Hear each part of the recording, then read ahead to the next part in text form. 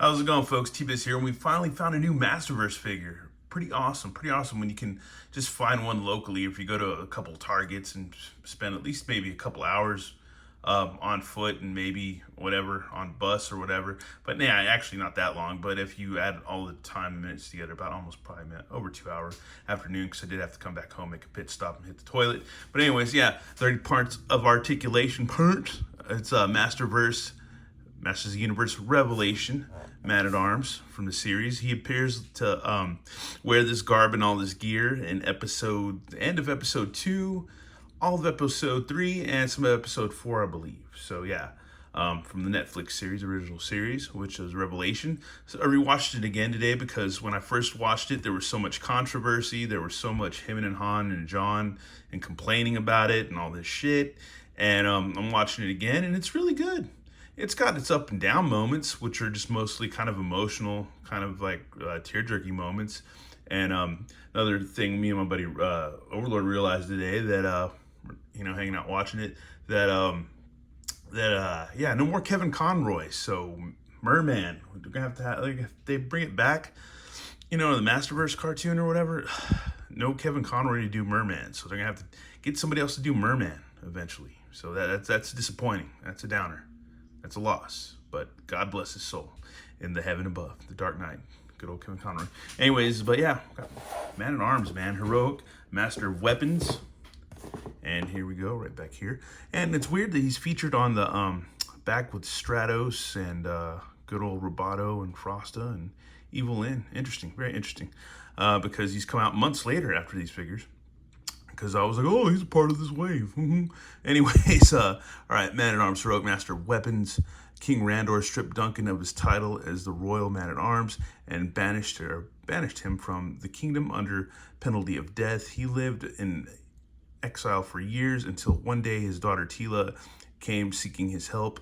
Though bound by both decree from the king and his own honor, Duncan arms himself for battle against evil, with the fate of Eternia once again on the line. So yeah, man.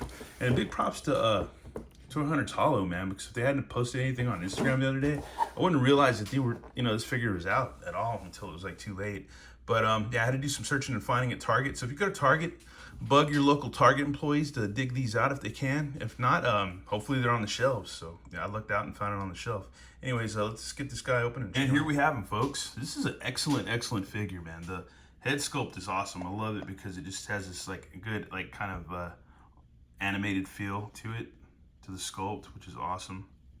You can see there's some gray wash in his hair because, he's a bit of an older dude. Need a little bit of yellow scarf. He's got soft goods, so he's got a hood that he can put on if he wants to, so that's cool too. I don't know if I can get that out or not, but let's get that going. We'll attempt to, but I think you have to mess with it a bit, but he can, wear this as a hood. I think you just have to pull it up a little bit and over a hell of a lot, but yeah.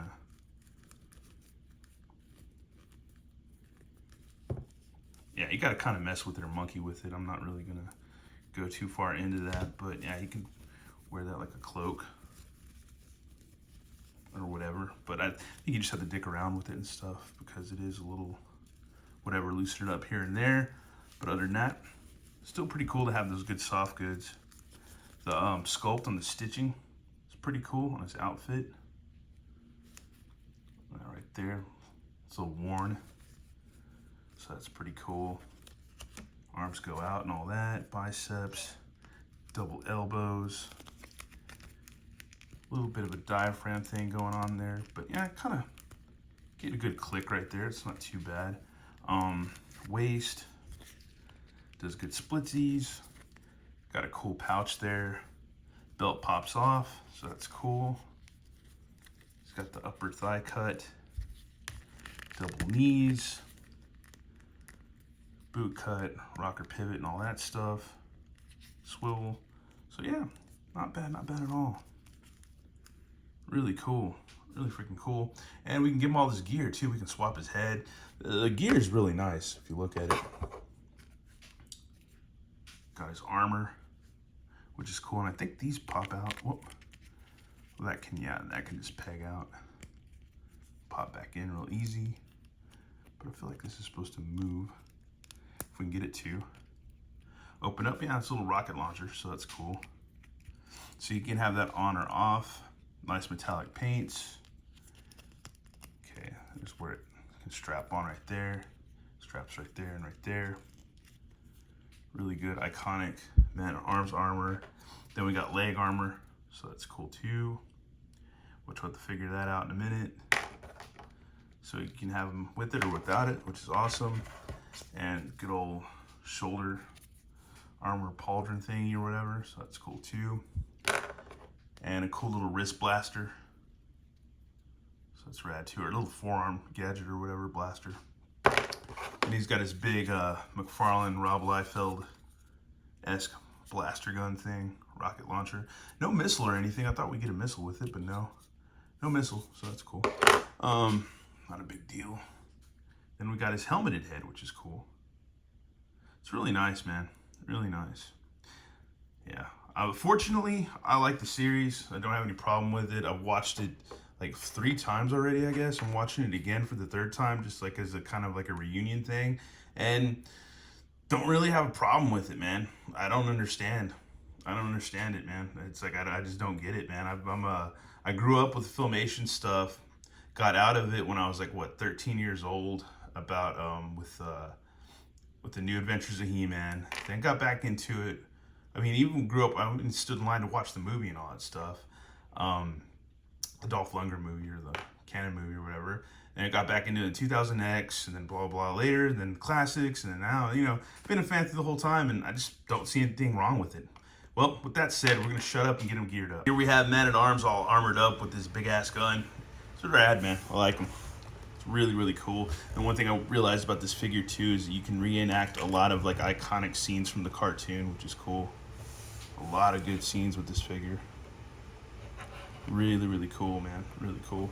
And that, I think we can also add a good blasty effect to it, I believe. But I can't find Hordax. I don't know where I put it, but it's somewhere around here. Folks, I was trying to find blasty effects that'll fit in here. And the Cobra Khan's is too loose, but it does work. I mean, if you have to have that, it does work. And this blasty piece, which I don't think it's the same as Hordax, is it? Because I can't find Hordax right now for some reason. You can kind of heat it up and jam it in there, but it doesn't really fit. But you got to really just jam it in there, and it won't damage the toy, but you got to really just kind of work at it, and you can kind of get it in there.